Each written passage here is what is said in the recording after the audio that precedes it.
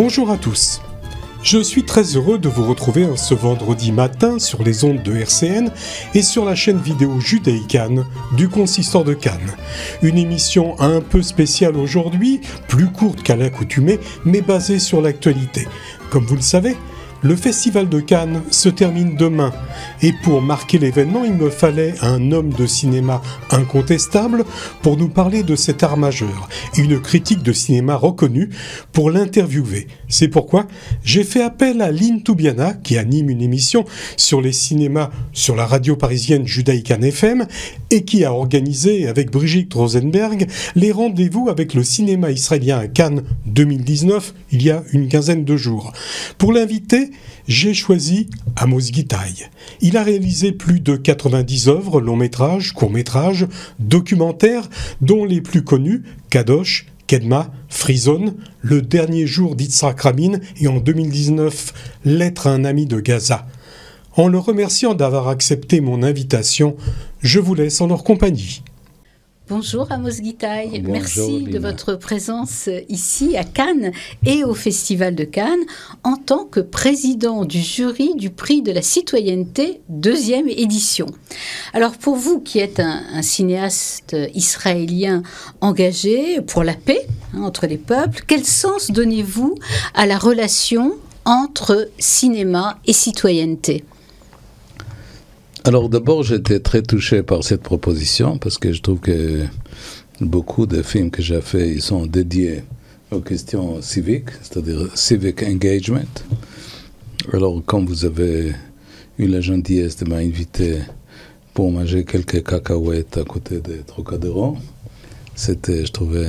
C'était notre première entrevue, oui. Voilà, ça je trouvais bien. J'ai même été étonné que j'étais élu à cet poste important. Et alors là, on est en train de voir, comme tu sais, tous les films qui sont dans les compétitions officielles, dans lesquelles il y a effectivement quelques films qui sont des candidats naturels à ce prix-là. On va délibérer avec le jury et samedi matin, on va donner ce prix. Alors, cinéma et citoyenneté. Comment fonctionne ce couple ? Écoute, moi je trouve que le cinéma, il n'est pas un aspect seulement formel, ni un aspect complètement thématique, c'est un rapport entre la forme et la narration ou les questions thématiques, le bon film. C'est-à-dire les films qui sont trop didactiques ou indoctrinaires, même pour les bonnes causes, pour moi, ce n'est pas de bons films. Et les films qui sont strictement formels mais disent rien du tout, pour moi c'est un peu un gaspillage de ressources. Malheureusement on a trop de celui-là. Alors on va regarder tous les 20 et quelques films et on va choisir, je crois, un film qui mérite ce prix. Alors, votre filmographie est très impressionnante. On rappelle à nos auditeurs 38 ans de carrière, 54 films, 35 nominations. Alors, de Kadosh 1999 à votre dernier film sur les écrans, actuellement d'ailleurs, Un tramway à Jérusalem, eh bien, on peut dire que votre cinéma illustre parfaitement cette notion de citoyenneté. Alors, s'il fallait donner le prix de la citoyenneté à un des films de votre filmographie, lequel choisiriez-vous ? Moi, je crois que they are all my sons, like we say in English, or my daughters. So, moi, je trouve que je travaille sur l'ensemble de composer une sorte de puzzle qui touche mon société, la société israélienne, des fois aussi d'autres sujets, aussi la question de mémoire, aussi la question de mémoire juive. Tout ça, c'est des choses qui m'intéressent, et chaque fois à sa façon. Alors, vous avez mentionné Kadosh, il y a aussi Kippour, il y a aussi Kedma, il y a aussi Freezone, il y a Alila, il y a le film de commentaires, il y a d'installations, etc. Et comme je suis seulement un architecte, c'est-à-dire je n'ai même pas tapé une heure d'école de cinéma, alors je sens complètement libre de faire d'utiliser des formes variées. Et de sortir des clichés trop recyclés dans le domaine du cinéma. Alors, vous êtes un habitué de Cannes, parce que vous êtes venu justement au Festival de Cannes. Vous avez cité Kedma, Kippour, Freezone, Kadosh. Ce sont des films qui ont été dans la sélection officielle de Cannes. Oui, tout à fait. Alors, ces films, parmi ces films-là, cette notion de citoyenneté, est-ce qu'elle vous paraît, est-ce qu'un de ces films vous paraît emblématique de cette...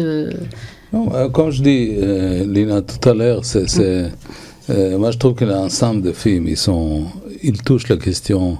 C'est-à-dire, moi je fais des films par ok, je suis très ému par quelque chose, je suis très dérangé. Alors le film qui n'était pas à Cannes, mais c'est sur l'assassinat d'Yitzhak Rabin. C'est un film que j'ai fait parce que je trouve qu'il faut parler de la mémoire de cet acte brutal qui a déraillé Israël. Et je trouve que souvent l'artiste, l'écrivain qui fait ce travail, c'est parce qu'il aime leur pays, mais il trouve qu'il faut ajouter des regards critiques, parce que le meilleur hommage qu'un artiste peut faire à son patrie, c'est d'être critique, parce qu'il veut que les choses vont aller mieux. Alors il y a des gens qui l'envient, qu'on mette strictement les roses, qu'on donne strictement les compliments. Ça, c'est vraiment une attitude un peu des enfants gâtés. Tu vois, il faut engager, pas d'une façon injuste, mais il faut engager avec les injustices, etc.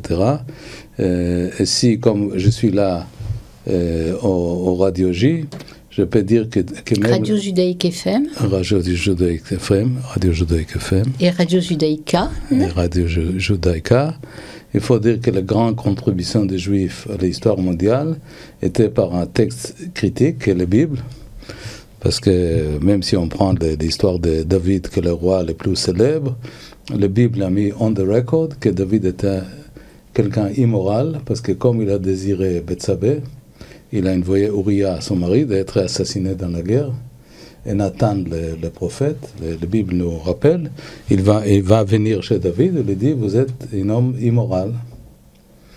Et alors on peut poser la question, pourquoi l'écrivain, homme ou femme, qui écrit ce texte, et pourquoi le rédacteur en chef de Bible, il a laissé cette question qui touche les...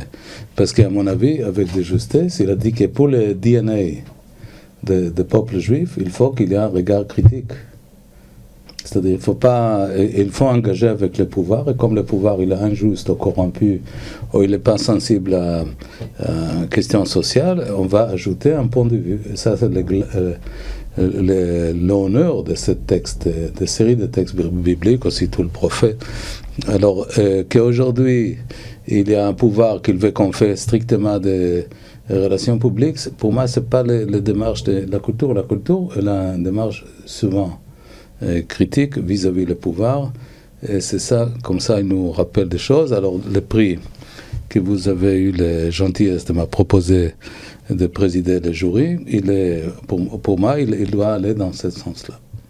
Avec un regard critique. On peut dire que vous avez ouvert la voie du jeune cinéma israélien, car il est non seulement critique, mais même subversif. Moi, je trouve que c'est l'honneur du cinéma israélien, c'est pour ça qu'il est respecté. C'est-à-dire qu'il pose des questions, même si le pouvoir actuel ne l'aime pas, et même les ministres sortants, elle a fait tout ce qu'elle peut faire pour déstabiliser ce travail, que j'avais quelque chose, comme vous avez dit, d'encourager les gens cinéastes d'aller.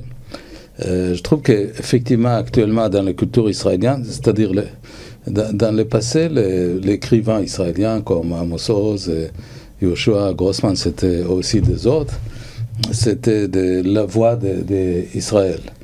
Là, c'est comme à peu près à la modèle soviétique ou des Russes, dans laquelle l'intelligentsia était apportée une position. Aujourd'hui, vraiment, la voix, c'est le cinéma israélien.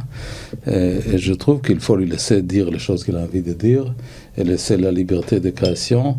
Je trouve que c'est important, c'est nécessaire. Oui, d'autant plus que c'est un cinéma vraiment très, très créatif. Ouais. Alors, sans dévoiler les tendances ou préférences... Le tasse Ashkenaz, tu vois, c'est pas génial. Les séfarades sont bien équipés. Hein. Voilà.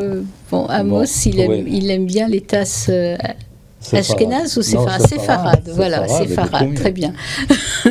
Alors, sans dévoiler les tendances ou préférences du jury et les vôtres, est-ce que la sélection officielle de cette année vous paraît d'un bon cru? Est-ce qu'il y a vraiment matière à débattre au sujet de la citoyenneté, en rapport avec la citoyenneté? Il y a toujours de matière à débattre, oui. Oui. Bon, pas tous les films ne sont pas dans le même niveau, et surtout pour notre prix, c'est pas que tous les films évoquent la question de citoyenneté, mais on peut faire aussi des films d'entertainment, c'est légitime aussi, c'est pas... Il n'y a pas une orthodoxie dans cette affaire. Mais c'est pas pour cette prix particulier, mais pourquoi pas. Alors, donc, le prix de la citoyenneté récompense une œuvre aussi bien artistique que citoyenne. Ouais. Alors, on peut dire que esthétique rime aussi avec éthique. Oui.